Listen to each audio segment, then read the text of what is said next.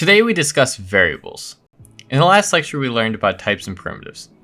Java variables rely immensely on understanding types and primitives, so it's important for us to get a firm understanding of them. Let's start by defining a variable. Variables are spaces of memory which act by some definition. When we say definition here, what we're actually talking about are types and primitives. Now let's see an example of this. In front of us here we have an integer x which is equal to 5. X here is the identifier and its type is integer. When Java reads this, it first sees the type of integer, and it knows that integers take up 4 bytes of memory.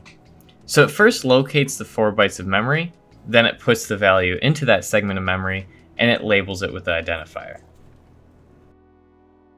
Later when we ask Java what is this value of x, Java locates in memory where the identifier equals x and spits out 5. Now before we move into the code, let's talk for a moment about primitives versus objects, because we've now introduced both of these things in our previous video, but we're going to want to stick with one or the other. We're going to stick with objects because Java is an object-oriented language, and we're going to want to stick with that theme. Now let's move to some code. In front of us we have our basic code that we've seen time and time again. This time, however, we're going to try and tell a story through variables. So first things first, let's create a string and define it by greeting. So we're going to greet our character. Our character's name is going to be Billy. So we're going to say string greeting equals good morning Billy. This means now we can reference this string by just calling greeting. Before actually referencing this though, let's actually make a couple more variables. Let's define Billy's age. So age is an integer. We're going to say integer Billy's age equals 24. Next, we're going to define how much money he has. So we're going to make a double called Billy's money and set it equal to $198,000.01. Lastly, let's create a boolean. So boolean has taken Java Basics equals true, because we're going to say that Billy has taken this course. Now let's consider this paragraph here.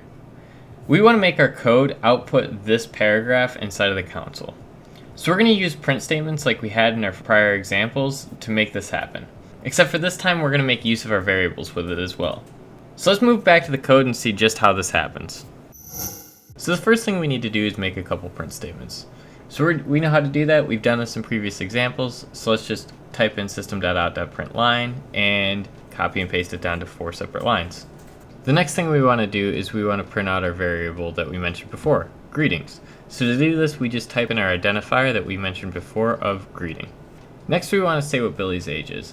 So the first thing we do is type a string that says Billy is, and then we're going to add his age. So we're going to do this by putting an addition sign followed by the age variable that we said before, Billy's age. Next, we add another string that says years of age, and then we also want to include his dollar amount. And then we add in the variable, Billy's money, and then one more string where we say his bank account. Next, we want to say that Billy is taking the Java courses, so we type in it is, followed by the boolean that we created earlier saying has taken Java Basics, followed by the text that says that Billy has taken Java Basics lessons. Lastly, we want to tell everyone to be like Billy and take all the Java courses, so let's type let's all be like Billy. Now when we run this code, we'll see that our output matches exactly what we wanted to.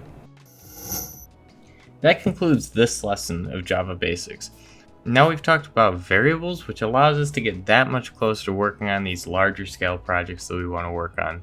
If this video is helpful, don't forget to hit that like button and subscribe to get our latest content.